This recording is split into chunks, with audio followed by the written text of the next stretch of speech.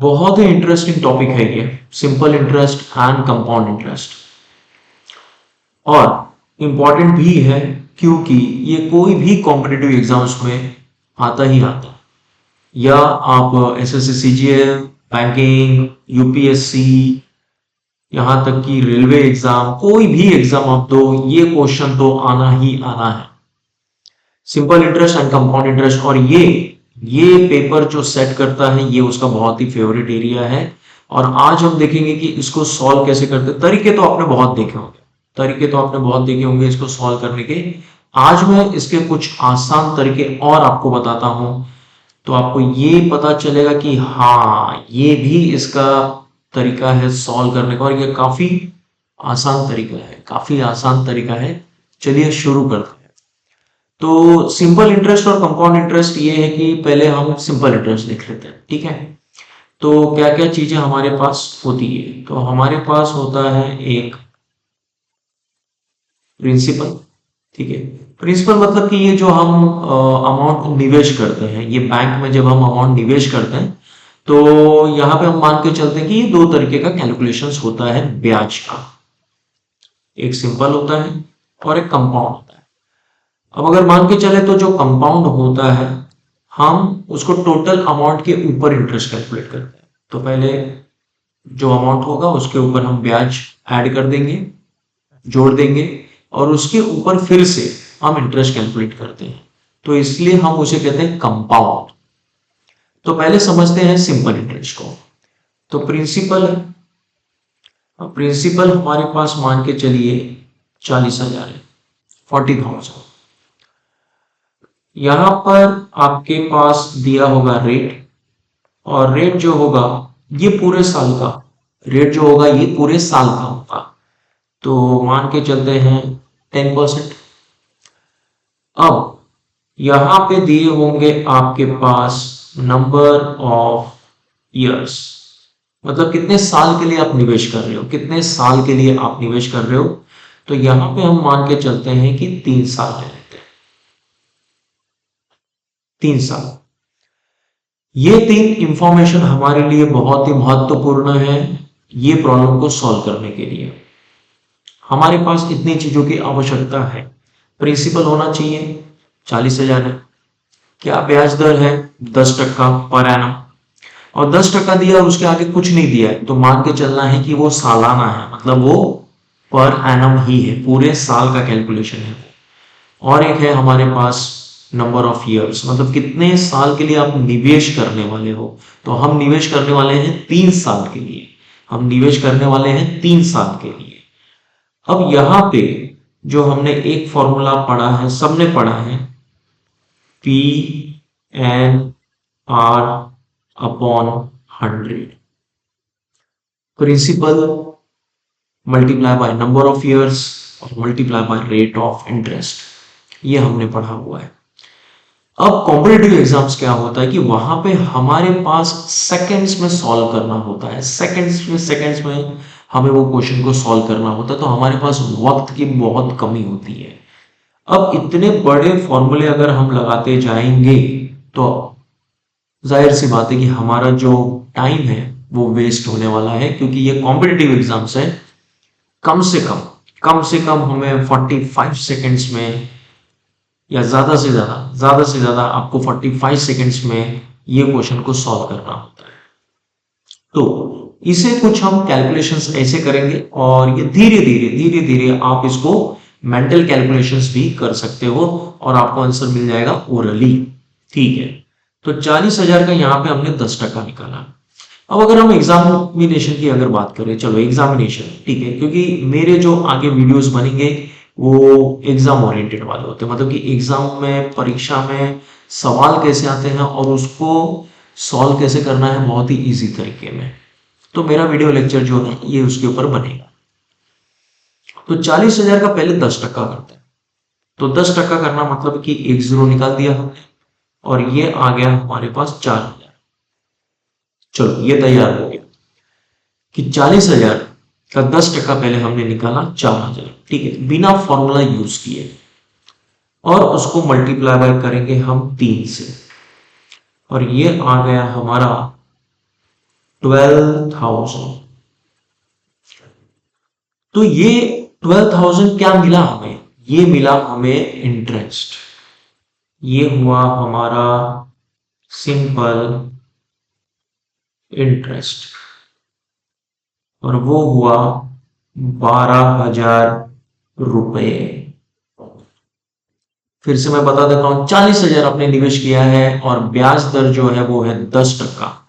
तो 40,000 का 10% अगर हम निकालते हैं तो वो आता है 4,000। और यहाँ पे जो परसेंटेज होते हैं, ठीक है, जैसे आप जैसे मैंने काफी एग्जाम्स दिए हुए हैं तो अब मुझे पता चल रहा है कि मतलब कि उसमें कितने परसेंटेज वो यूज करते हैं। देखिए, वो 4 यूज करते हैं, 8, 10, 12, 15, 16 और 20, ये वो यूज करते हैं। ज्यादा से ज्यादा अगर उन्होंने यूज किया तो वो यूज कर लेते हैं 25%। ये एग्जामिनर का सबसे फेवरेट नंबर है।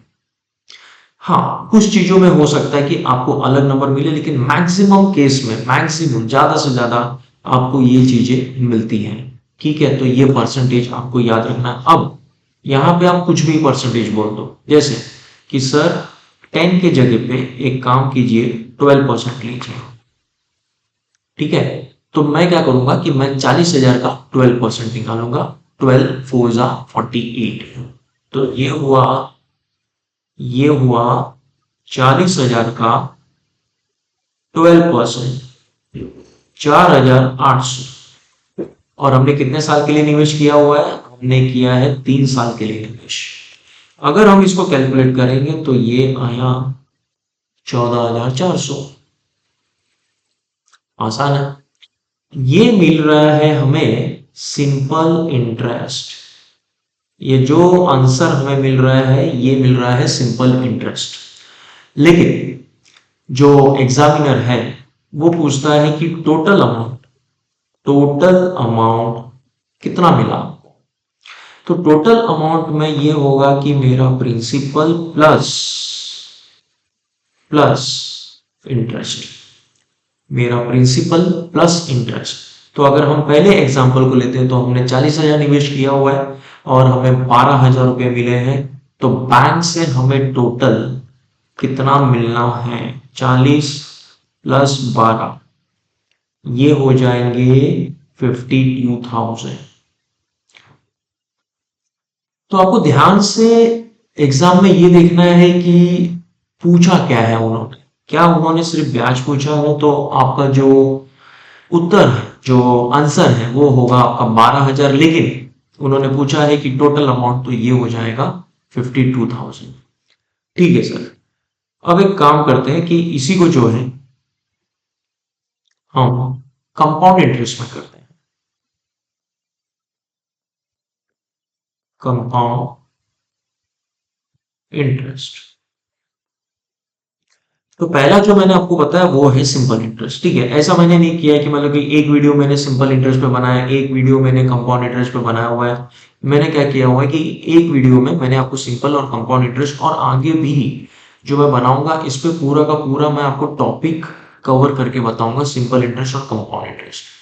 तो आपको जल्दी से चैनल को लाइक कर देना है, सब्सक्राइब कर देना, और जितने लोगों को हो सके, मैक्सिमम लोगों को हो सके, आपको ये शेयर भी करना है। ठीक है, तो कंपाउंड इंटरेस्ट में ऐसे हम कुछ फॉर्मूला यूज करते थे। P1 प्लस आई मतलब interest, to the power n मतलब नंबर ऑफ ईयर्स। अब जो ये ए था, ये था टोटल अमाउंट कि आपको कितना मिलेगा। प्रिंसिपल, ये था हमारा टोटल अमाउंट, ये होगा प्रिंसिपल, ये होगा वन हमें ऐसे ही लेना है। ठीक है, क्योंकि वन मतलब मान के चलते हैं कि हमने 1 रुपया निवेश किया है, तो चलो 1 रुपये में हमको कितना मिलेगा, तो इसलिए हम यहाँ पे पुटअप कर रहे हैं 1। ठीक है, तो मैं फॉर्मूला भी बता देता हूँ, और लेकिन मैं फॉर्मूला से सॉल्व नहीं करता हूँ, क्योंकि आपको पता है कि हम अगर सब फॉर्मूला, कितने फॉर्मूला याद रखेंगे। और एग्जाम में क्या होता है कि एग्जाम में जो होता है ये टाइम मैनेजमेंट प्रॉपर होना चाहिए। इस पे भी मैं वीडियो बनाऊंगा कि टाइम मैनेजमेंट कैसे होना चाहिए। अब इंटरेस्ट जो हम लोग लेते हैं, तो इंटरेस्ट जो कैलकुलेशन होता है उसे हम कहते हैं R अपॉन 100। R मतलब जो हमारे प्रॉब्लम में दिया है 10%, उसको डिवाइड बाय 100 कर देंगे तो वो आएगा 0.1। वो आएगा 0.1। तो ये हुआ 0.1। और n जो है, जैसे अभी हमारे प्रॉब्लम में हमने देखा कि 3 है, तो हमने 3 साल वहां पे ले लिया। ये बना है आपका पूरा का पूरा formula. A is equals to principal 1 plus I to the power n। n का मतलब होता है नंबर ऑफ ईयर्स। n का मतलब है नंबर ऑफ ईयर्स, जो कि हमारे प्रॉब्लम में दिया था 3 साल। 3 साल, ठीक है। तो अगर हमारे प्रॉब्लम में जो हमारे पास प्रिंसिपल है 40,000, रेट है 10% और नंबर ऑफ इयर्स है 3 साल, अगर इसी को फॉर्मूला बिना अगर हमें सॉल्व करना है तो कैसे करेंगे? थोड़ा सा, क्योंकि आपको देखिए नंबर्स और कैलकुलेशन में हमें फास्ट रहना पड़ेगा। और यहां पे मैं आपको बताऊंगा square, square root, cube, cube root fast कैसे कैलकुलेट करना है। तो हम क्या करेंगे कि जो 40,000 है, तो पहला साल उसका 10% लेंगे और ये लेंगे यहां पे, ये देखिए ये मिला हमें 44,000। इस पे इस पे अब हम फिर से लेंगे 10%, क्योंकि जैसे मैंने आपको कहा था कि पहला वाला जो होता है और उसको जो अमाउंट हम लोग ऐड करते हैं, जो टोटल आता है उसके ऊपर फिर से हमें 10% कैलकुलेट करना होता है। ये मैं कैलकुलेट कर रहा हूं कंपाउंड इंटरेस्ट। ये जो हम कंपाउंड जो कैलकुलेशन कर रहे हैं वो है कंपाउंड इंटरेस्ट।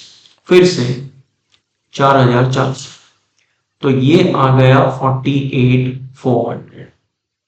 3 साल का है, तो ये हुआ 1 साल, ये हुआ 2 साल, अब एक और बाकी है और वो है 3 साल। तो यहां पे भी ऐड करेंगे 10%। 10% में कुछ नहीं है, लास्ट का जो एक जीरो है वो निकाल दीजिए, तो ये हो जाएगा 4840। और इसको सिर्फ आपको करना है एडिशन। ये आया आपका आंसर 53,240। 53,240। अब ये टोटल अमाउंट हो गया। मतलब आपने अगर बैंक में निवेश किया है 40,000, बैंक में आपने निवेश किया है 40,000 और 10%, 10%, 10% आपको 3 साल तक मिलेगा। तो 3 साल के बाद जब आप बैंक से पैसा निकालने जाओगे तो आपको मिलेगा 53,240 रुपीज, ये आपको मिलेगा। अब इसमें एक सवाल ये आता है कि इंटरेस्ट कितना मिला, आपको ब्याज कितना मिला है। तो 53,240 जो आपको टोटल अमाउंट मिला है और आपने जो निवेश किया है 40,000, तो 13,240 रुपया ये हुआ आपका इंटरेस्ट। ये हुआ आपका इंटरेस्ट, ये टोटल अमाउंट मिला। इसमें से हमने जो निवेश किया था 40,000 वो हमने माइनस किया है और हमें इंटरेस्ट मिला है 13,240। तो सर इसका मतलब ये है कि हमें सिंपल इंटरेस्ट से ज्यादा मिलेगा कंपाउंड इंटरेस्ट पे। जी हाँ, सिंपल इंटरेस्ट में आपको मिला है 12,000 सिर्फ, लेकिन अगर आप कंपाउंड इंटरेस्ट में देखोगे तो आपको मिला है 13,240 रुपये। अब यहां पे जो एग्जामिनर का फेवरेट एरिया होता है वो होता है कि दोनों का डिफरेंस फाइंड आउट करो। बहुत बार क्वेश्चन है, बहुत बार, और ये क्वेश्चन आजकल ट्रेंड में चला हुआ है। हर एग्जाम में, हर कॉम्पिटिटिव एग्जाम्स में यही आता है कि difference between compound interest and simple interest ये है, तो फाइंड आउट करो परसेंटेज कितना, फाइंड आउट करो सम कितना है। ठीक है, तो यहाँ पे हम डिफरेंस अगर कैलकुलेट करेंगे तो 13,240। कभी भी आपको याद रखना है कि जो बड़ा नंबर है उसमें से छोटा नंबर माइनस होगा, तो आपको कंपाउंड इंटरेस्ट में से सिंपल इंटरेस्ट माइनस करना है। सिंपल इंटरेस्ट में से कंपाउंड इंटरेस्ट माइनस नहीं करना है, नहीं तो आपका आंसर आ जाएगा नेगेटिव में। कंपाउंड इंटरेस्ट माइनस आपको सिंपल इंटरेस्ट करना है, जो सिंपल इंटरेस्ट हमने कैलकुलेट किया है 12,000। तो 1,240 का ये आपको मिल गया है डिफरेंस। सर डिफरेंस बिटवीन क्या? Difference between compound interest and simple interest. तो यहां पे हमने क्या देखा? यहां पे हमने देखा कि हमें अगर फॉर्मूला याद नहीं भी है और अगर हमारा प्रैक्टिकल अप्रोच है, मतलब ये चीजों को हम समझ रहे हैं कि ठीक है हमने बैंक में निवेश किया हुआ है, हमें इतना ब्याज दर के हिसाब से अमाउंट मिल रहा है, तो हमें टोटल कितना मिला, हम वो कैलकुलेशन करके और यहाँ पर जो फॉर्मूला है, फॉर्मूला को ना याद रखते हुए हमारा प्रॉब्लम सॉल्व हो जाएगा। ये देखिए हमारा प्रॉब्लम सॉल्व हो जाएगा। थोड़ी सी प्रैक्टिस लगेगी, जहां पे आपका कैलकुलेशन एक बार फास्ट हो गया, ये चीजें फिर आपको आसान लगेगी। कैलकुलेशन फास्ट कैसे करना है ये मैं आपको बताते रहूंगा, ठीक है। तो ये एक अप्लाई करते हैं इस पे, ये क्वेश्चन। अब ये क्वेश्चन जो है ये स्टाफ सिलेक्शन कमीशन का क्वेश्चन है, तो इसके जरिए मैं आपको बता दूंगा कि जो एग्जाम्स है, एग्जाम्स में क्वेश्चंस कैसे आते हैं और उसको सॉल्व कैसे करना है, ठीक है। अब जैसे कि ये क्वेश्चन बन गया कि एक आदमी है जिसमें इन्वेस्टमेंट किया है, ओके, और उसने किया है कंपाउंड इंटरेस्ट पे। A man invested a sum of money at compound interest, it amounted to, तो जितना उसने निवेश किया था उसका हो चुका है 12,100 रुपया 2 साल में। 2 साल में यहां पे मेरे वीडियो लेक्चर में आपको एक चीज बहुत अच्छा मिलेगा कि मैं आपको मल्टीपल तरीका बताते रहूंगा सॉल्व करने के। इसमें से जो तरीका आपको बेस्ट लगे कि हाँ सर ये वाला तरीका जमेगा मुझे लग रहा है, आप वो तरीका ले सकते हो, और सब तरीका मैं बता दूंगा जो भी यूज होता है। तो 12,100 in 2 years and 13,300 in 3 years। तो हमें फाइंड आउट करना है कि rate of interest per annum क्या है। बहुत बढ़िया, यहां पे किसी बच्चों का आंसर आ भी गया होगा और उन्होंने बोला होगा कि सर 10%। क्यों? ये देखिए सर, ये देखिए, और इसमें से एक चीज मिल गया आपको 10%। तो ये तो 5 सेकंड के अंदर सॉल्व हो गया ये। तो सर ये सॉल्व कैसे हुआ? क्योंकि हमने तो काफी जगह पे देखा है कि इतना बड़ा बड़ा क्वेश्चन सॉल्व कर रहे हैं, बता रहे हैं, और फिर बाद में ये होता है कि इसको तो हमें 40 सेकंड में 45 सेकंड में सॉल्व करना है, ठीक है, लेकिन हम जब फॉर्मूला लिखते हैं तो फॉर्मूला लिखने में हमारे 10-12 सेकंड लग जाते हैं, ठीक है। सॉल्व करेंगे कब? इसलिए मैंने आपको कहा कि आप फॉर्मूला में अपना टाइम वेस्ट मत कीजिए, प्रॉब्लम को प्रैक्टिकली समझिए कि उसको कैसे किया जाता है। तो 10%, लेकिन ये तो हो गया जैसे कि हमने कोई लॉटरी खेल लिया या कोई सट्टा खेल लिया हुआ है, ठीक है, क्योंकि इसको तो आपको सॉल्व करके बताना होगा। तो पहला तरीका जो नॉर्मली यूज करते हैं वो है 13,310 को 3 साल वाले को डिवाइडेड बाय 2 इयर्स कर देंगे। ये थोड़ा टाइम कंज्यूमिंग वाला है, एग्जाम के वक्त, परीक्षा के वक्त थोड़ा टाइम कंज्यूमिंग वाला है। इसमें ये होता है कि आपका 1.1 आ जाएगा, ठीक है। नहीं, हालांकि देखो मैंने इसका आंसर पहले ही देख लिया है, इसलिए मैंने 1.1 ऐसे कैलकुलेट कर लिया, ठीक है। हाँ, तो 1. देखिए जहां पर चीजें मैंने ऑलरेडी देखा है और उसको चेक किया हुआ है, ठीक है, तो मैं आपको बता दूंगा। ऐसे नहीं बता दूंगा कि देखो यार मतलब 13,310 को डिवाइड बाय 121 किया, देखो कितना फास्ट हो गया है, ऐसे नहीं। जहां पर चीजें मैंने रिफर करके किया हुआ वहां पे मैं आपको बता दूंगा। ये 1.1 है।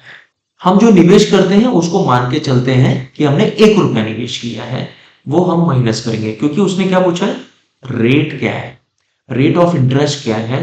तो ये आता है 0.10। परसेंटेज के लिए हमें क्या करना होता है, परसेंटेज के लिए हमें 100 करना होता है, और ये आता है 10%। लेकिन इस चीज के लिए आपको यहां पे फास्ट रहना होगा।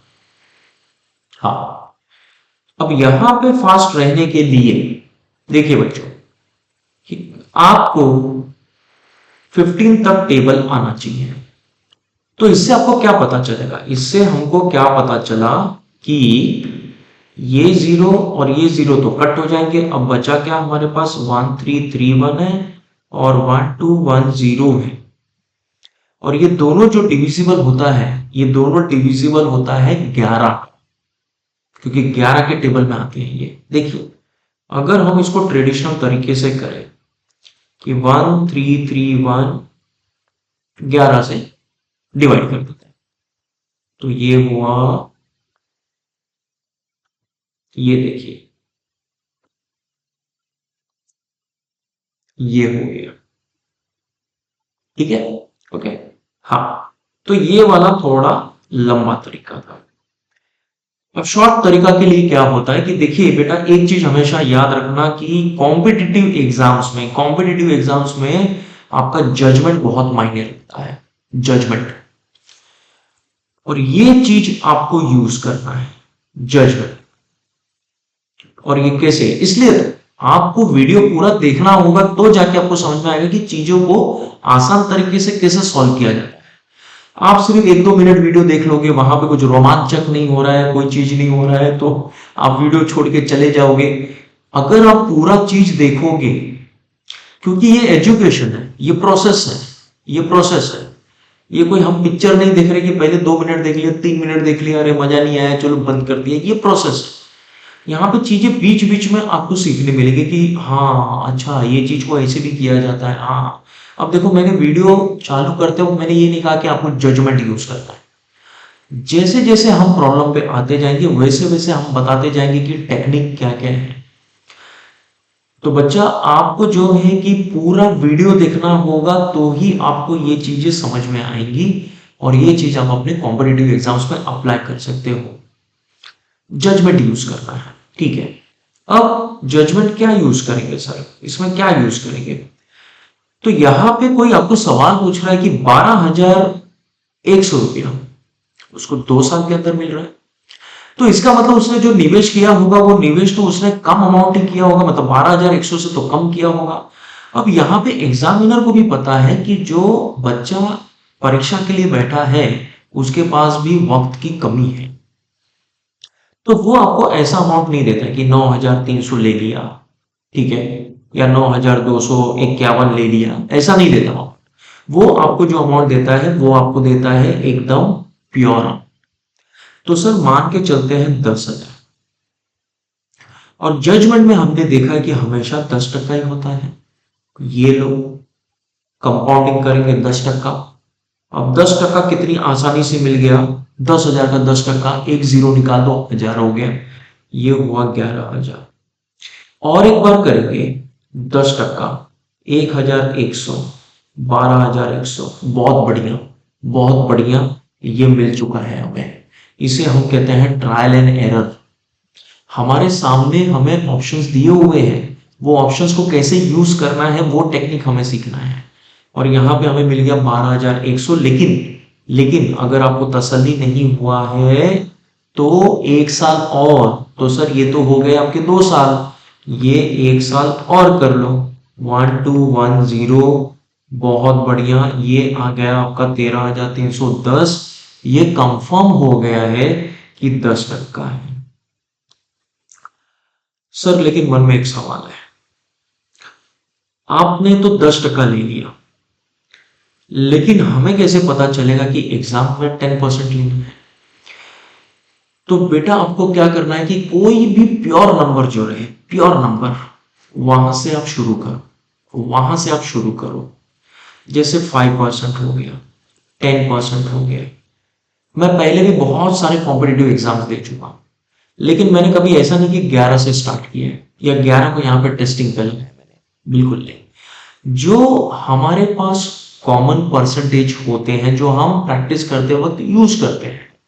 अब सपोज करो कि यहाँ पे मुझे अगर नहीं मिलता, एक ऑप्शन उठाया जो मैंने, तो एक ऑप्शन मुझे बताएगा कि दूसरा ऑप्शन कौन सा मुझे चूज करना है। नहीं, ये गलत हो जाएगा कि सर ऐसा तो हमें पूरे चारों के चारों टेस्ट करने पड़ेंगे, और इसमें तो बहुत वक्त चला जाएगा।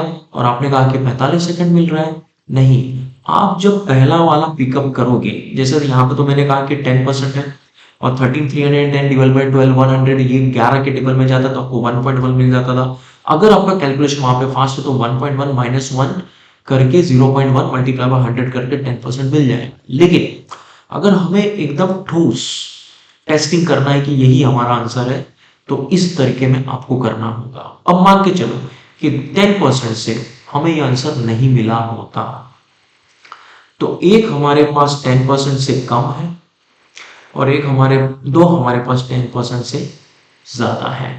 अब इसमें से कौन सा यूज करना है, ये वाला जो है ये आपको बता देगा। लेकिन इस प्रॉब्लम में जो आसान तरीके से चलेगा वो है ये टेक्निक, और ये टेक्निक फुल्ली टेस्टेड है और ये आपको आराम से सॉल्व करने में मिल जाएगा। एक और जो मैंने टेक्निक बताया था वो था 13,310 डिवाइडेड बाय 12,100। अब यहां पे आपको टेबल आना जरूरी है। टेबल किसका? 11 का। क्योंकि जब आप प्रैक्टिस करोगे तो आपको पता चलेगा कि हाँ यार, मैं 1331 पे तो बहुत बार आया हूँ, मैं 121 पे तो बहुत बार आया हूँ, तो ये तो डिविजिबल 11 का ही है। ठीक है, जब आपने इसमें 11 की टेस्टिंग लगा दिया, टेबल लगा दिया 11 का, तो आपको 1.1 आसानी से मिल जाना है। 1.1 मतलब मैंने 1 रुपया निवेश किया है और मुझे 1 रुपया 10 पैसा मिला है, इसका मतलब मुझे मिला है 10%। ऐसे भी आप कर सकते हो। ये मैंने दोनों तरीका आपको बता दिया हुआ है। अब बढ़ते हैं दूसरे क्वेश्चन की तरफ। What is difference? देखो, कहा था मैंने डिफरेंस वाला क्वेश्चन आता है, और ये देखो आगे आपका डिफरेंस वाला question. What is difference between compound interest? Compound interest, ठीक है। देखो, पहले ही वीडियो मैंने डाला हुआ है और इसमें मैंने पहले ही आपको सिंपल इंटरेस्ट और कंपाउंड इंटरेस्ट का डिफरेंस बता दिया है। तो जो ये 30 मिनट का वीडियो डाला है, ये आपका पूरा का पूरा कॉन्सेप्ट मैंने अंडरस्टैंड करा दिया सिंपल इंटरेस्ट और कंपाउंड इंटरेस्ट का। नहीं, और भी डालते रहूंगा, ठीक है, मत डरिए, क्योंकि मैं अब वीडियो बनाने का सिलसिला चालू कर चुका हूं रेगुलर बेसिस पे, ठीक है। तो sir, what is the difference between compound interest on 10,000? Compound interest, तो सर एक बार प्लस करना होगा, फिर से एक बार प्लस करना होगा, तो हमें मिलेगा टोटल अमाउंट। सर, उस टोटल अमाउंट में से जितना हमने निवेश किया है वो माइनस कर देंगे, तो हमें मिलेगा ब्याज। ठीक है, बहुत बढ़िया। 20% per annum when interest rate compounded half yearly. Half yearly का मतलब ये होगा कि हमें जो पूरे साल का मिल रहा है उसको डिवाइडेड बाय 2 करेंगे, तो हमें मिलेगा 10%। ये हुआ हाफ ईयरली, ये हुआ हाफ ईयरली। लेकिन 2 साल की बात हो रही है, तो बेटा 2 साल में हाफ ईयरली का मतलब होता है 6 महीना। हाफ ईयरली का मतलब होता है 6 महीना। तो 2 साल में 6 महीना कितनी बार आएगा? सही, 4 बार। सर 4 बार आएगा, तो सर इसका मतलब ये है कि आपको ये 4 बार करना होगा। फटाफट कैलकुलेशन करेंगे और हमें लेना क्या होगा? 10%। 20 नहीं, हमें लेना होगा 10%। तो फटाफट ये देखिए, ये जो आपको याद था, देखिए 13310 1331, ठीक है। एक हो गया, दो हो गया, तीन, ये हो गया 1, ठीक है। नहीं नहीं नहीं, यहाँ पे थोड़ा सा, क्योंकि बीच में उसके ऊपर कैलकुलेट करना है हमें 10,000 पे, ठीक है। सो 10,000 पे 10%, 1,000, ये हो जाएगा आपका 11,000। फिर से एक बार करेंगे, तो टोटल हमें करना है 4 बार। टोटल हमें करना है 4 बार, क्योंकि 2 साल में जो हाफ ईयरली है, जो 6 महीना है, वो 4 बार आता है।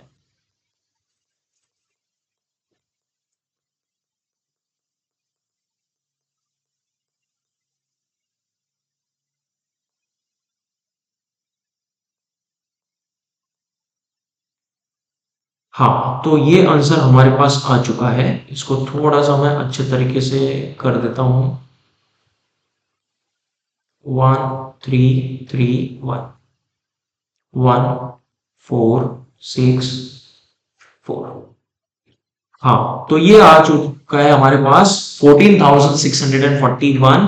बिना टाइम वेस्ट किए 10,000 माइनस कर देंगे तो हमें मिलेगा ब्याज 4641। अब ये तो हमने किया हाफ ईयरली, क्योंकि हाफ ईयरली वाला थोड़ा समय लेगा, तो इसलिए मैंने पहले एग्जाम में क्या किया कि हाफ ईयरली वाला किया। क्योंकि अब जब अगर हम बात करेंगे 10,000 पे 20% लेना है, क्योंकि उसने कहा कि आगे आगे वो क्या कह रहा है कि ईयरली, हाफ ईयरली और ईयरली, हाफ ईयरली और ईयरली, इन दोनों के बीच का ब्याज का डिफरेंस क्या होगा, ब्याज का ब्याज का डिफरेंस क्या होगा। तो ये हुआ 2,000, 12,000। अब 12,000 का 20 निकालेंगे मतलब 12 टू 24, तो 2,400, 14,400 ये आया बिना टाइम वेस्ट किए। 10,000 यहां से माइनस कर दो, 4,400 आया ईयरली का। अब 4641 ये आया आपको हाफ ईयरली का, और 4,400 आया आपको पूरे साल का, मतलब पूरे साल जब आपको 20% मिलेगा। अब इसका अगर हम डिफरेंस देखते हैं तो ये आया हमारे पास 241। इस चीज को थोड़ा सा फास्ट प्रोसेस में करना है। मैं जैसे जैसे वीडियो अपलोड करूंगा आपको बताते जाऊंगा कि इसको फास्ट सॉल्व और कैसे करना है, और मेरे साथ भी आप सॉल्व करना चालू कर सकते हो। तो क्या होगा कि इसमें थोड़ा सा एनर्जेटिक मजा आएगा, आप भी सॉल्व करते रहोगे, यहाँ पे भी सॉल्यूशन होता रहेगा। आपके जो क्वेरी होते हैं कि वो आप कमेंट में डाल सकते हो, मैं उसके ऊपर नेक्स्ट वीडियो बनाऊंगा। अगर आप कमेंट वहां पे करते हो कि सर ये वाला परसेंटेज वाला टॉपिक का एक जरा ये पार्ट बता दो, वो पार्ट बता दो, यहाँ पे मैंने जैसे आपको कहा है कि मैंने वीडियो बनाने का सिलसिला चालू कर दिया हुआ है। ये चीज आया और हमारे पास आया 241, और ये आंसर हो गया हमारा 241। आशा करता हूं कि आज का जो लेक्चर मैंने दिया हुआ है ये आपको समझ में आ गया ऑफ कंपाउंड इंटरेस्ट और सिंपल इंटरेस्ट का। मिलते हैं फिर अगले वीडियो में। Till then take care.